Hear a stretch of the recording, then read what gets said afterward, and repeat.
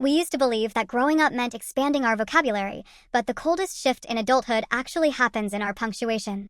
Look at your phone right now. Go to that chat history with someone you used to stay up until 3 in the morning texting. Notice the exact timestamp where the emojis died and the periods took over. We are taught that proper grammar is a sign of respect, a marker of professionalism, and the foundation of clear communication.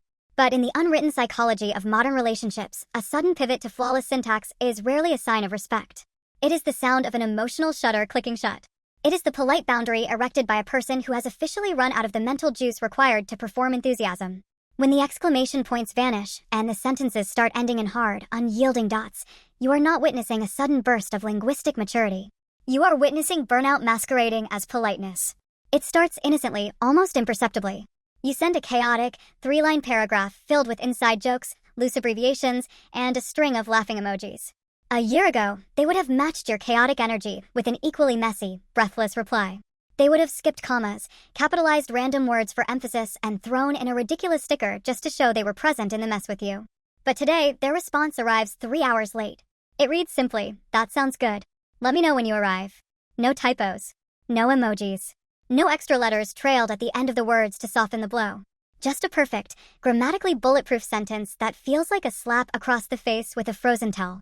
It is structurally flawless, legally unassailable, and completely dead. You sit there staring at that tiny dot at the end of arrive, and you feel a strange, sharp ache.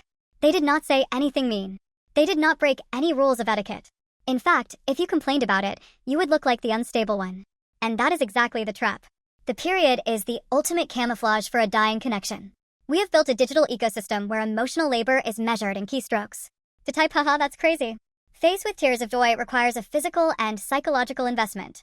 You have to open the emoji keyboard, scroll past your frequently used icons, select the one that conveys the exact shade of amusement you want to simulate, and hit send. It is a performance. It is a small, daily theater production designed to signal to the other person, I am safe, I am invested, and I am actively exerting energy to make you feel validated. But energy is a finite resource, and modern life is an aggressive thief. By the time you survive a 10-hour shift, an hour of gridlock traffic, 3 passive-aggressive emails from management, and the looming anxiety of your monthly bills, your emotional battery is not just low, it is completely drained. You do not have the spare bandwidth to perform the digital equivalent of a smile.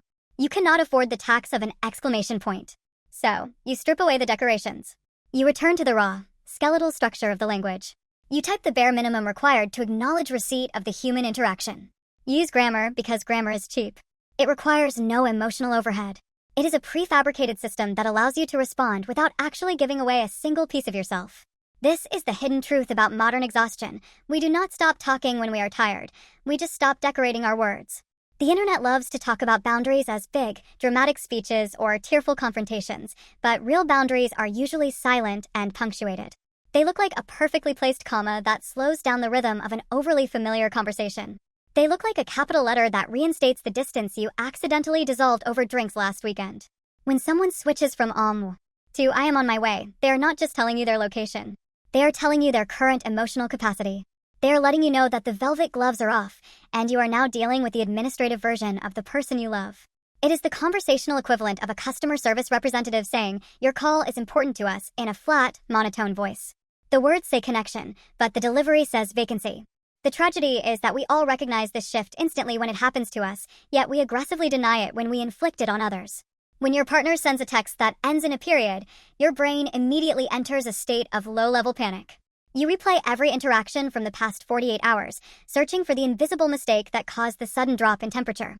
You ask, "Are you mad at me?" And they reply, "No. Why would I be?" 2 sentences. 2 periods. 2 steel doors slamming shut in your face. They are telling the truth, technically. They are not angry with you. Anger requires fire, and fire requires oxygen. They do not have the oxygen to be angry. They are simply empty. They are using the period as a shield to protect the final 5% of their energy from your demands for reassurance. It is a quiet plea for space, disguised as a standard line from a high school textbook. We are living in an era where the ultimate luxury is not silence, but the freedom to be grammatically sloppy with someone. To send a string of broken text fragments, misspelled rants, and chaotic emojis is a profound act of intimacy. It means you trust that person enough to let them see your mind in its uncombed, morning state. It means you are not afraid of being misunderstood. Conversely, the moment you feel the need to proofread a text to a friend before hitting send, ensuring every verb agrees with its subject and every clause is properly separated. The intimacy is already gone. You have moved them out of the living room and into the corporate lobby. You are no longer sharing a life. You are managing a correspondence. The period is the final nail in the coffin of that effortless comfort. It signals that the conversation has ceased to be an escape and has become a task. Eventually, the realization settles in, heavy and irreversible.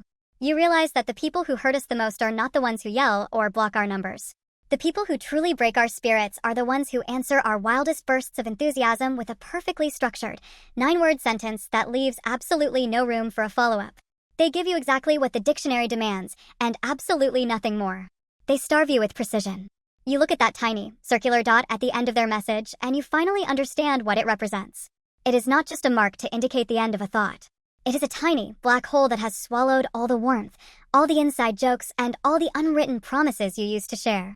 It is the point where the effort ended and the obligation began. An emoji is a hand reaching out through the screen. A period is a hand pushing you back into your lane.